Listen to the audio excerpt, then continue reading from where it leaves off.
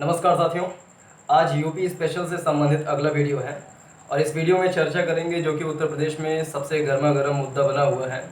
कि यूपी सरकार 5 साल की संविदा पर नौकरियां देने की बात कर रही हैं। तो उसके बारे में चर्चा करेंगे कि बहुत सारे लोग इसका विरोध कर रहे हैं,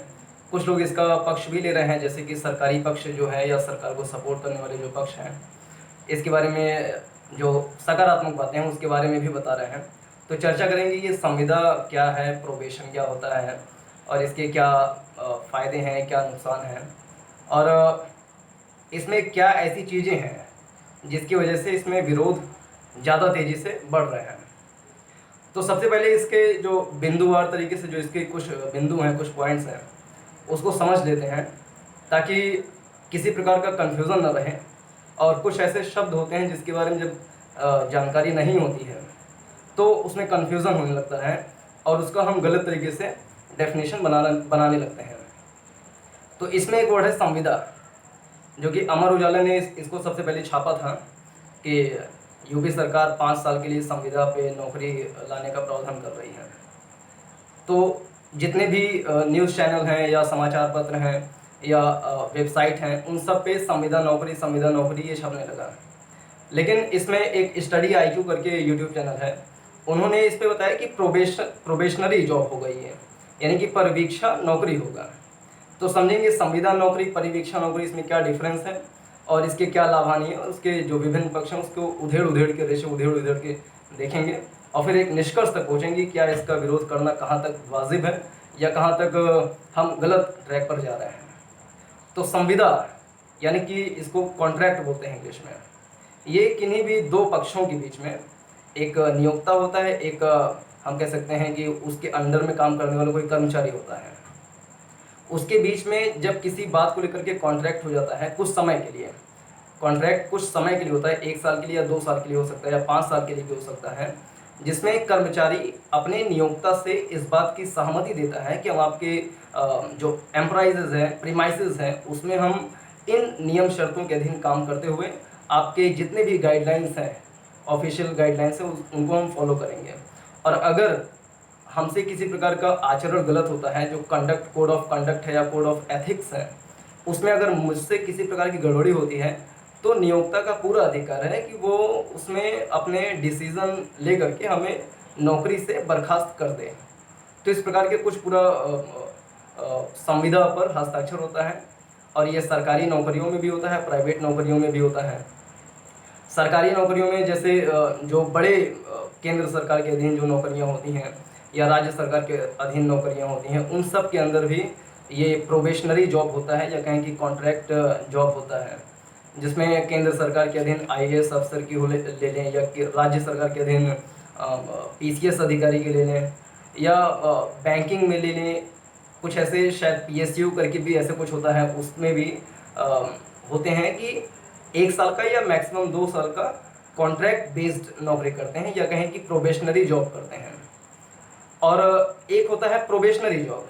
ये तो संविदा यानी कि कॉन्ट्रैक्ट जॉब हो गया, जिसमें सरकारी और प्राइवेट दोनों सेक्टर में होता है। प्राइवेट सेक्टर में जो कर्मचारी होता है वो 3 महीने या 6 महीने के लिए जा करके उसमें काम करता है, अनुभव प्राप्त करता है। अगर उसका अनुभव अच्छा है तो वो आगे अपने कॉन्ट्रैक्ट को बढ़ा सकता है, अगर अनुभव उसका अच्छा नहीं है तो वो क्विट कर सकता है। यानी इसमें क्विट एंड फायर वाला रूल चलता है कि अगर कर्मचारी को अच्छा लगा तो वो काम करेगा, अच्छा नहीं लगा तो क्विट कर देगा। और जो नियोक्ता है, जो मालिक है, फैक्ट्री मालिक है या कंपनी का मालिक है, अगर उसको अपने कर्मचारी की बातें अच्छी नहीं लगती हैं तो वो उनको फायर कर सकते हैं, यानी कि उनको निकाल सकते हैं। यानी कि हायर करेंगे, अगर कॉन्ट्रैक्ट के अधीन सही से काम नहीं करते हैं तो उनको फायर कर सकते हैं,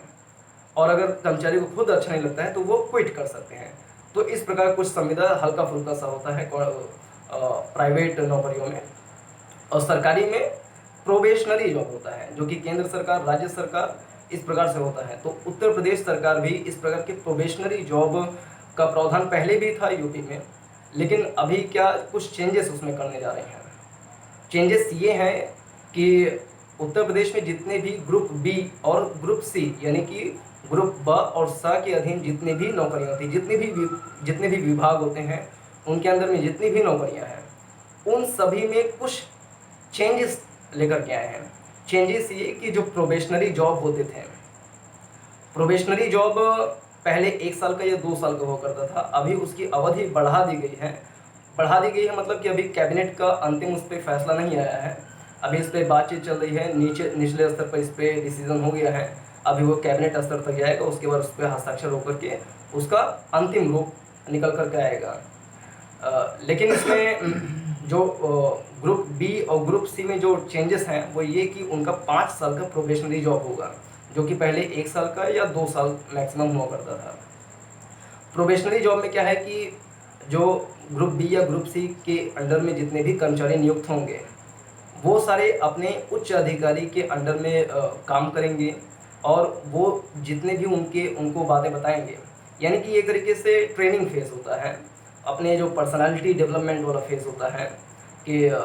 कोई व्यक्ति यदि नया नया भर्ती हुआ है तो वो कहीं गलत कामों में, जैसे कि मान लीजिए घूसखोरी, भ्रष्टाचार, इस प्रकार के गलत कामों में लिप्त न हो जाए, तो इसलिए प्रोबेशनरी जॉब में रखा जाता है। उत्तर प्रदेश सरकार का जो अपना इसमें पक्ष है वो ये कि उनके अपने कुछ बातें हैं, जैसे कि यूपी गवर्नमेंट ने कहा है कि अगर हम लोगों को 5 साल की संविदा पे नौकरी देंगे तो उनका जो खर्चा है, यानी कि जो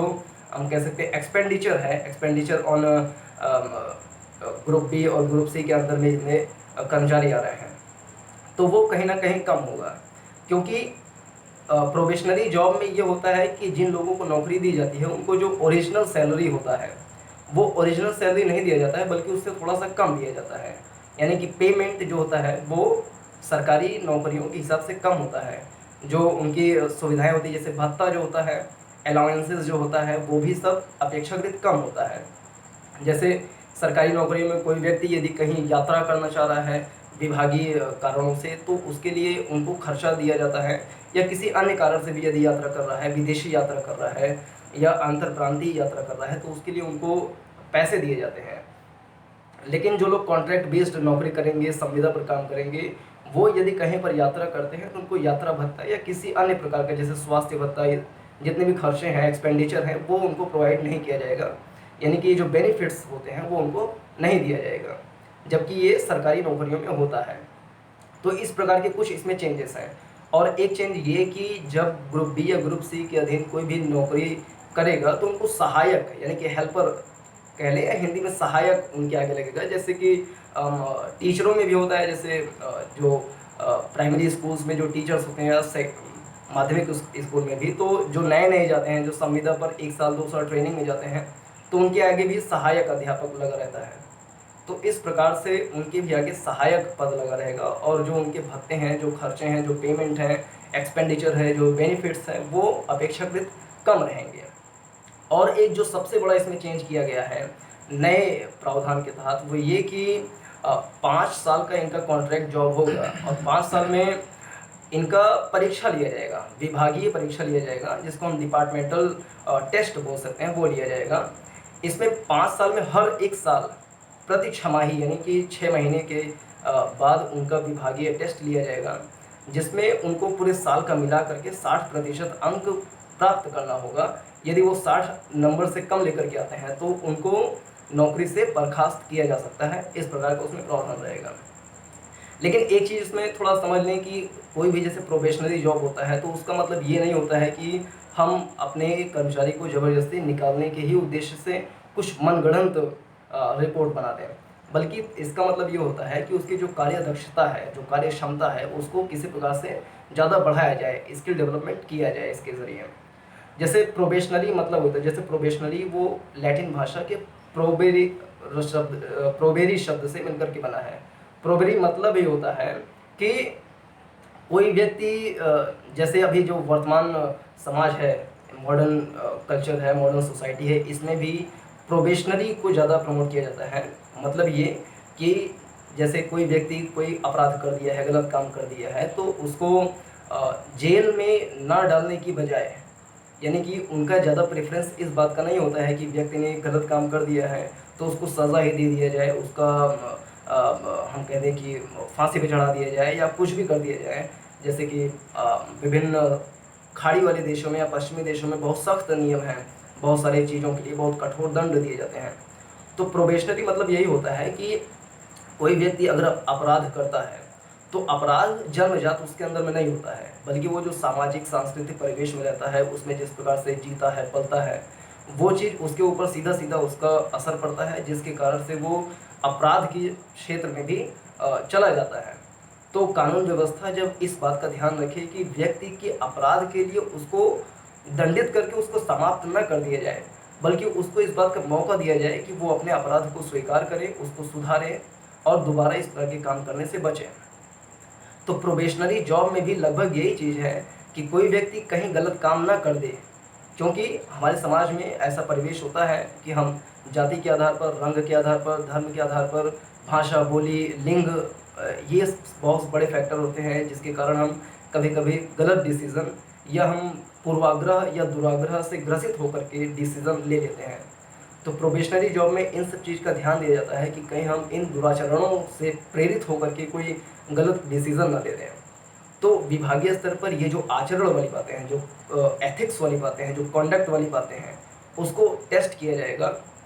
जिसके आधार पे ये निर्णय किया जाएगा कि ये व्यक्ति जो है वो जॉब करने के लायक है भी या नहीं। और ये चीज़ मेरे ख्याल से अच्छी बात है कि किसी को जॉब में अंतिम रूप से चयनित करने से पहले उसके code of ethics and conduct को अच्छे से परीक्षण कर लिया जाए। कुछ चीज़ इसमें है, जैसे कुछ इसके लाभ हैं, कुछ हानि है, उसको भी अच्छे से समझ लें। जैसे कि लाभ तो यही है कि सरकार का खर्चा इसमें कम हो जाएगा। दूसरा ये कि लोगों की जो कार्य क्षमता है, जो कार्य दक्षता है, वो बढ़ जाएगी। हानि जो ये बताया जा रहा है कि जो व्यक्ति 5 साल की संविदा पर काम करेंगे, तो पहली बात तो ये 5 साल की अवधि बहुत ज़्यादा लंबी है। और दूसरा ये 5 साल में मान लीजिए कोई व्यक्ति 4 साल तक परीक्षा पास किया, 60% अंक लेकर के आया, लेकिन 5वें साल वो सही से पास नहीं कर पाया, वो फेल हो गया उसमें, तो उसको निकाल दिया जाएगा। इस प्रकार की बातें चल रही हैं। लेकिन अभी अंतिम ड्राफ्ट, अंतिम डिसीजन कैसा होगा, क्या प्रोसीजर होगा, वो अभी तक आया नहीं है। लेकिन जो आशंकाएं व्यक्त की जा रही हैं वो कुछ इस प्रकार की हैं। और कुछ जो इसके दोष बता रहे हैं वो ये भी कि उनको जो एक्सपेंडिचर बेनिफिट्स हैं वो नहीं मिलेंगे, इस प्रकार के भी विरोध चल रहे हैं। इसमें कुछ चीज़ें देख लें, जैसे कि प्रोबेशनरी जॉब में कुछ ऐसे डिसीज़न हमारे इतिहास में आए हैं जिससे पता लगता है कि प्रोबेशनरी जॉब में रहते हुए किसी व्यक्ति ने अगर गलत आचरण किया है तो उसको किस प्रकार से सज़ा मिली है। जैसे एक 25 सितंबर 2017 को एक केस आया था, जो कि आरपीएस ऑफिसर करके थे। आरपीएस ऑफिसर राजस्थान में, वो प्रोबेशनरी जॉब पे काम करते थे, लेकिन वो किसी घूसखोरी वाले मामले में फंस गए। 1,10,000 का घूस लेते हुए पकड़े गए, जिसके तहत एंटी करप्शन ब्यूरो ने उनको पकड़ लिया और वहाँ की सरकार ने उनको नौकरी से बर्खास्त कर दिया। इसी प्रकार से उत्तर प्रदेश में 2014 में सितंबर महीने में ही 2014 में एक केस आया था कि इलाहाबाद उच्च न्यायालय के करीब 11 ट्रेनी जो थे, 11 हम कह सकते हैं जुडिशियल ऑफिसर जो थे, वो फैज़ाबाद रोड पर ही किसी गलत प्रकार की पार्टी कर रहे थे, यानी कि ड्रंकन पार्टी कर रहे थे, दारू शराब पी करके वो पार्टी कर रहे थे। तो उनका जो आचरण है वो नैतिक आचरण नहीं था। एक सरकारी कर्मचारी या एक जुडिशियल ऑफिसर का जो कंडक्ट होता है उस प्रकार से वो नहीं कर रहे थे, जिसके कारण से इलाहाबाद उच्च न्यायालय ने उनको प्रोबेशनरी जॉब से पूरी तरीके से पदच्युत कर दिया, बर्खास्त कर दिया।